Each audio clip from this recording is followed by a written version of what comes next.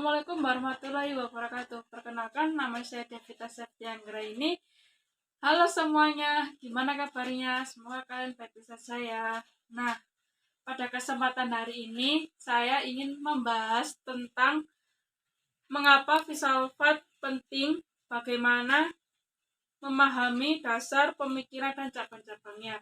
Yuk kita bahas bersama-sama. Nah, dalam hidup, setiap individu dan korelatif selalu mencari kebaikan dan kebenaran. Namun, perspektif masing-masing seringkali menentukan standar kebenaran yang berbeda. Dengan berfilsafat adalah usaha untuk menemukan hakikat dalam berfilsafat. Nah, istilah-istilah seperti filsafat pendidikan atau filsafat hidup sangat umum digunakan dalam masyarakat. Perkembangan filsafat menjadi banyak bidang ilmu seiring perkembangan pemikiran. Menurut Palmquist 2007, filsafat seperti pohon dengan batang utama dan cabang-cabang yang terus berkembang. Orang yang dapat memperoleh pemahaman yang lebih baik tentang tempat mereka dalam kehidupan dan dunia melalui studi. Filsafat dari kata filsafat itu diambil dari bahasa Yunani seperti philos yang berarti cinta dan sophia yang berarti hikmat atau kebijakan yang berarti cinta pada kebijaksanaan. Nah, filsafat adalah pencarian kebenaran secara mendalam dan rasional. Filsafat adalah induk ilmu pengetahuan yang berkembang dari zaman klasik hingga zaman modern.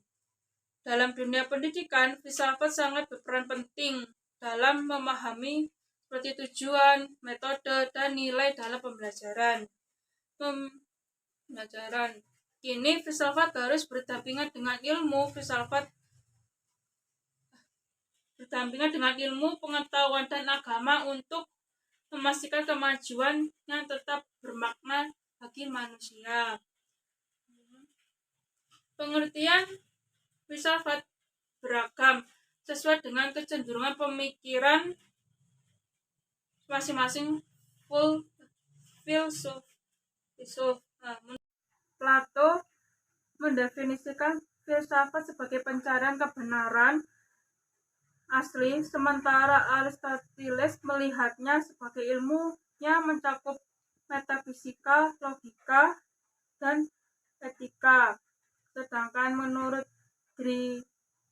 Karya menganggap filsafat sebagai perenungan mendalam tentang sebab dan kenyataan. Meski definisi filsafat beragam dan kadang membingungkan, ada ciri khas yang membedakan dari ilmu lain.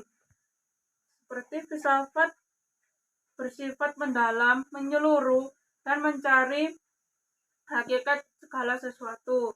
Dengan memahami ciri ini, kita dapat mengenali filsafat di tengah beragam pandangan yang ada. Nah, cabang-cabang filsafat ini ada 4. Nah, pertama filsafat, yaitu mengkaji berbagai aspek kehidupan melalui 5 cabang utama. Cabang-cabang filsafat. Filsafat mengkaji berbagai aspek kehidupan melalui 5 cabang. Yang pertama, logika, menelaah konsep benar dan salah dalam berpikir. Kedua, etika, membahas konsep baik dan buruk dalam tindakan. 3, estetika, menganalisis keindahan dan kejelekan. Keempat, metafisika, mengkaji hakikat, kebenaran dan realitis. Kelima, politik, menelaah sistem pemerintahan dan organisasi sosial.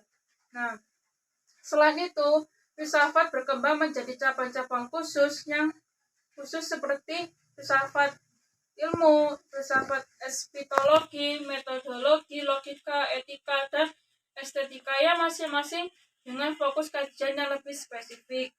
Selain cabang utama, filsafat juga diterapkan dalam aspek kehidupan tertentu.